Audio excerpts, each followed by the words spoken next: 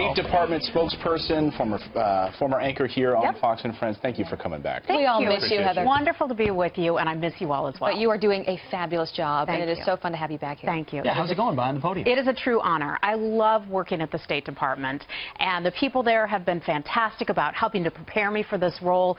I've never worked with such a group, all of you aside, of such incredible patriots who will put politics aside and just push forward the policies and the principles of the U.S. government. Be honest, are you getting more or less sleep now that you're not doing Fox and Friends? I'm actually getting more sleep. Wow. It's true. The morning show. I am getting more sleep, I have to say, yeah. Well, they are lucky to have you. You've got a lot on your plate as we are now talking all about North Korea. Every day it's something new, but we want to get to that right now, that Fox News alert about North Korea and them reporting that they have launched a hydrogen bomb.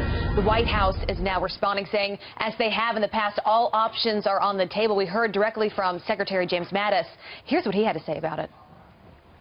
Any threat to the United States or its territories, including Guam or our allies, will be met with a massive military response, a response both effective and overwhelming. Kim Jong-un should take heed of the United Nations Security Council's unified voice.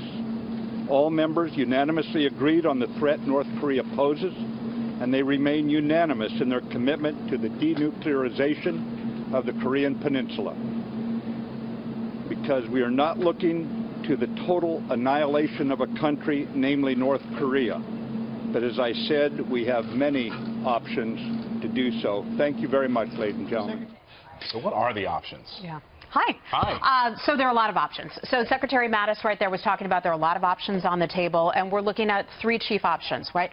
The White House was talking yesterday with the President's national security team, which included my boss, Secretary Tillerson, the Secretary of State, and he asked questions about what are the military options, what are the diplomatic options, and what are the economic options. You heard Treasury Secretary Steve Mnuchin yesterday talk a little bit about the economic options, looking at additional sanctions on North Korea, or possibly third-party sanctions, and that is when you sanction an entity or a company or an individual operating in another country, and that helps starve North Korea of the money. That would work? We had a panel earlier saying, you know, I just don't, economically, he's willing to starve his own people. They're malnourished as it is. Kids growing up with glaucoma, and so he doesn't care about his own people. Will that work? He doesn't care about his own people. We have seen that starvation. We've seen people put into labor camps for a very long time. He just conducted this test over the weekend. Right. I mean, you wonder what that does to the people there of his own country.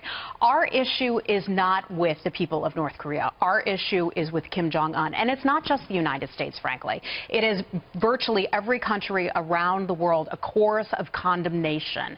And we have seen that from our European allies, allies elsewhere, and friends condemning the actions of North Korea. This idea, but we continue to push forward with this plan for diplomacy because you can't give that up. That is always the preferred approach, to try to get them to come to the table. And we have pushed forward with this approach and push to try to remove the money that goes into North Korea that helps fund its illegal ballistic and nuclear weapons program. Because you go to war and then you say, okay, well then what happens next? You have millions of people that are dead. That is an option that no one wants to get to, at least at this point. But we had Ambassador John Bolton on Fox Report last night, and he also made that argument about sanctions. He says, look, North Korea doesn't care about sanctions, and even China. There's only so much you can do when it comes to sanctions. Here's what he said about that. I think it's important for people to understand North Korea doesn't have an economy like other small countries like, say, the Netherlands or Hungary or something like that. It's a 25 million person prison camp. The sanctions simply give people a warm and fuzzy feeling that we're doing something about North Korea. We are not. If this administration follows the same policies as the Clinton, Bush, and Obama administrations of carrots and sticks and efforts to persuade North Korea, it will fail just like they did. Because China has already accepted the fact that we're going to likely have a nuclear North Korea, right? And China seems to be just fine with that. What scares them, but part of the issue is that China and Russia are working with the United States, and we saw this with the UN Security Council resolution that passed unanimously about a month ago. The UN is is meeting today, the Security Council, in an emergency session in which the world is in agreement. We collectively want the denuclearization of the Korean Peninsula. We are not going to give up on the diplomatic option. People can poo-poo that all they want, but this is something we have to keep pushing. And that's why officially poo-pooed. A lot of nations will sit around a table and say nice things about each other, but behind closed doors, they've got very divergent interests, which we do with China. Let's talk a little bit about some results. There have been countries, and I've sat in on many of these meetings between the Secretary and his counterparts from countries all across the world, in which he will say to them, I want you to cut back on the number of North Korean workers in your country. Cut back on their mission size, meaning their embassy size in your nation. Doing those things all across the world helps remove money, from the Kim Jong-un regime. He uses that money to fund these very expensive programs. So we will continue to push forward with that. But we've seen Chinese exports actually go up by 40% to North Korea. So if talk is one thing, action's another, and if he's going to get this nuclear weapon and the ability to deliver it, at what point does the diplomacy not work anymore? We've got to take some really tough military, because I think military helps you. China has agreed. No, it comes down to a lot of countries participating. It comes down to South Korea. It comes down to Japan, Australia implementing its own sanctions. We have never seen a community of nations come together like this to put this kind of pressure on North Korea, and that will continue. Well, you mentioned Russia. They're also a part of this. They're also a big part of dealing with North Korea. We don't talk about them enough, I don't think, in this conversation.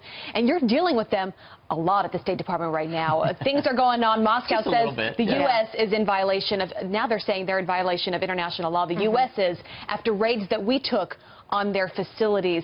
What's going on here, and how do we then respond? Okay, so first of all, Russia required, as of September 1, parity in terms of our missions and their missions. So we have 3 facilities open in Russia. They now have 3 facilities open in the United States. Look, what they asked us to do in terms of cut the number of Americans who are serving at our embassies in Russia, and I can't confirm the numbers, but what they asked us to do was regrettable. We saw it as unnecessary. So we've now taken steps to do what Russia has asked, and that is parity in terms of the number of facilities. Look, we're not kicking anyone out of the United States. We're not kicking any Russians out of the United States. Now we're achieving parity, and we hope that we can get back to the place where we can work with Russia on areas of mutual agreement, such as North Korea and such as ISIS. And I was going to say, what about Syria? And Wall Street Journal report this morning where U.S.-backed forces, Syrian forces, have now retaken about 60% of Raqqa, which was the ISIS stronghold in Syria. What's going on there? Why has this happened? So this is an area where the Syrian Democratic Forces, which is a group that has been backed by the United States, Pete, you know, would know all about this, having served in the Army, that we backed the Syrian Democratic Forces as a key group, as a tried and tested group that could help achieve this in Raqqa. So they've now had some success in taking back the old city. It is not over yet.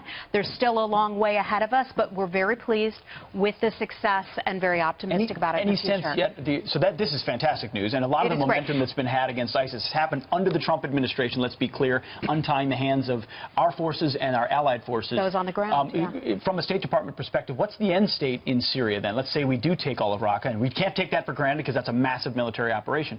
If that happens, is Bashar al-Assad? I want to point out that this is going to take some time, because as we know how depraved ISIS is, they set up bombs in schools and houses and all that. So demining, we have to work to do a lot of that, and that will take some time. It's going to take some time. But we don't see a long-term role for Bashar al-Assad or his government. He lost the legitimacy a long time ago to lead, and he is another person we believe will be continuously isolated. How is Rex Tillerson doing? Because, you know, there are a lot of reports about how long is he going to stay in this position. How has he accepted this role as the, Secretary of State? You work with him all the time. He is serious, and he is committed, and he's a man of his word. So he is serious and committed about staying there and doing this job. He loves his country. You all know Texans. Plain spoken. You know exactly where they stand, and with him, you certainly do. What part of the world do you spend the most time on every day these days? DPRK, North Korea. North Korea followed by Russia right now. But then, as we've all seen, that can change in a minute. Sure. Yeah. Right? The world is just moving at such an incredible pace. I personally pace. like to hear that diplomatic options are some of the main driving force behind this. Yeah, so no, and that is what we do at the State Department. So. Have a great work. Have a great Thank season. you. Thank you. It's great to have you. Wonderful to see all of you and look forward to the birth of your baby. Oh, my goodness. And all your tips, Heather. And your father hopefully joining us soon. You guys will be working together. Yeah, looking forward to that. Thank you, Heather.